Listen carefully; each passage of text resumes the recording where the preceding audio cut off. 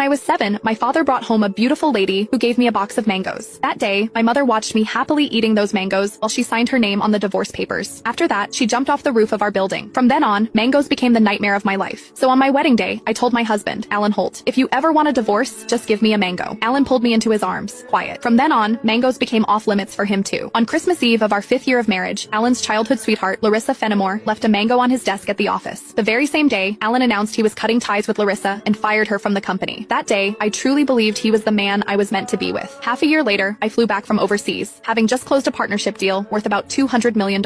At the celebration dinner, Alan handed me a drink. After I had finished half the glass, his so-called childhood sweetheart, the woman who had been kicked out of the company, stood behind me with a big grin and asked, "Does the mango juice taste good?" I stared at Alan in disbelief, and he was trying hard not to laugh. "Don't be mad. Larissa insisted I played a little joke on you. I didn't actually give you a mango. I just gave you a bottle of mango juice. But I think she's right. The fact that you don't eat mangoes is a real problem. You were really enjoying that juice just now." My face went cold. I lifted my hand and threw the rest of the mango juice in his face, then turned around and walked away. Some things are never a joke. I wouldn't kid around with mangoes or divorce. Ms. Mendez, your stomach condition flared up again because of stress and emotional triggers. If there's something you really don't like to eat, you mustn't force it down again. The next time might not just be a stomach ache. We might have to remove part of your stomach. Stay in the hospital for observation for 1 day, and contact your family as soon as you can. When I heard the doctor say that, I went completely quiet. For the sake of a new project, I had been overseas for 39 straight days, working day and night, and I finally made it back in one piece. I never expected that at the celebration dinner, 1 glass of mango juice from Alan would land me right in a hospital bed. Out of habit, I tapped open my pinned chat on WhatsApp, typed 2 words, and then realized something felt off. Looking closely, I confirmed that it was Alan Holt. He had just changed his profile picture. Now, it was a green mango. While I was staring blankly at the chat window, Alan's call came through. He sounded cold. "I'm already home. Where are you?" I said nothing. Any other time, I would soften my voice and act like a spoiled little girl with him. But tonight, I honestly didn't know what to say. Alan sounded annoyed. "Myra, how long are you planning to keep this up?" "I'm at the hospital." Alan went quiet. He had never shown much interest in my health. He would never have guessed that 1 glass of mango juice from him would send me straight to the emergency room. "Stay put at the hospital. I'm coming over right now." I didn't want to deal with him, but my body was so weak that I didn't feel like moving at all. Time dragged by. The doctor came in to check on me 3 different times, and Alan still didn't show up. Right before I went to sleep, I glanced at my phone one last time and saw Larissa Fenimore's new post on her social feed. Every time I get hurt, my knight in shining armor shows up. I'm so lucky. The picture under it was a shot of Alan putting a bandage on her. Larissa's profile picture was a yellow mango. It was pretty, but it made me sick. Alan and I had known each other for 10 years, and he had always known exactly where my bottom line was. After so many years in business, he also knew perfectly well how to keep a proper distance from other women. But now, he kept crossing that line again and again. In that case, our marriage and the newest project I had negotiated no longer needed to exist. I had closed a $200 million